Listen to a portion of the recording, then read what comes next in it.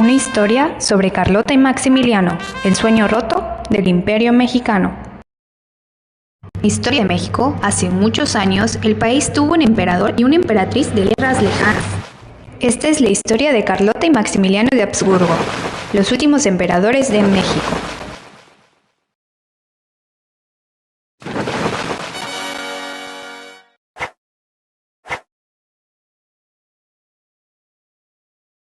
Nací en Austria en 1832. Soy el hermano menor del emperador Francisco José.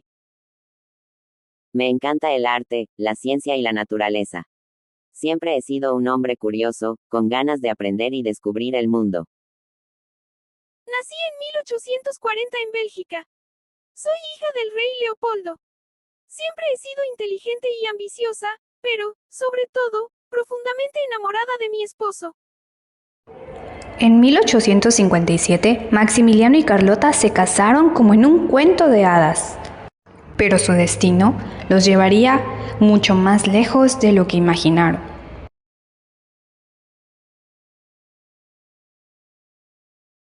En aquella época, México se encontraba en un conflicto entre liberales y conservadores. Necesitamos restaurar el orden y acabar con el gobierno liberal de Benito Juárez. Iré a buscar a Napoleón III, él es el emperador de Francia y nos podrá apoyar. Regresa aquí, cobarde.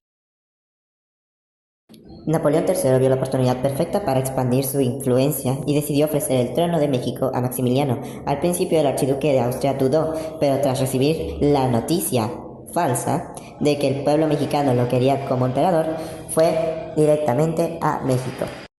Digamos lo que el pueblo lo aclama, para que se convenzca de ir. Maximiliano y Carlota fueron a México, desembarcando en Veracruz y yéndose después a la majestuosa Ciudad de México, donde fueron coronados como emperadores del Segundo Imperio Mexicano. Maximiliano fue quien apoyó la educación y promovió los derechos de los indígenas, apoyando algunas reformas de Benito Juárez. Carlota, asimismo, fue la quien fortaleció el Imperio Mexicano. En aquel entonces, Maximiliano intentaba gobernar en el norte del país y Benito Juárez resistía junto con los republicanos. No tienen por qué venir extranjeros a violar nuestros derechos. En 1886 Napoleón III dijo: Quiero a todas mis tropas fuera de México. Desesperada, Carlota viajó a Europa para pedir ayuda a Francia, Austria y el Papa en Roma. Pero todos la rechazaron. Agobiada por el rechazo, sufrió un colapso mental y nunca regresó a México.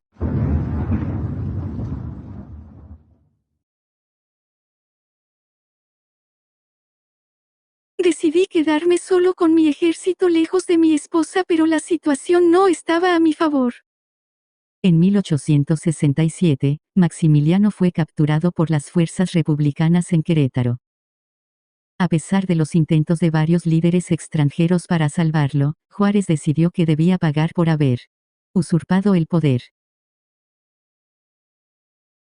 El 19 de junio de 1867, en el Cerro de las Campanas, Maximiliano fue fusilado junto con sus generales. Sus últimas palabras fueron: "Muero por México, viva México". Mientras tanto, Carlota vivió el resto de su vida en el exilio, en un estado de locura y tristeza, creyendo que aún era emperatriz de México. Falleció en 1927, en Bélgica, sin haber sabido jamás que su esposo había sido ejecutado. Y fue cuando terminó la historia de Maximiliano y Carlota, dos europeos que intentaron gobernar México, pero fueron atrapados en una lucha que no era suya.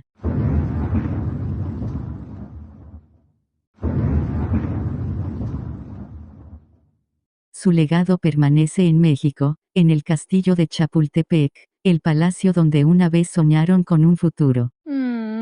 Hoy nuestra historia es recordada por muchos, pero yo hice todo.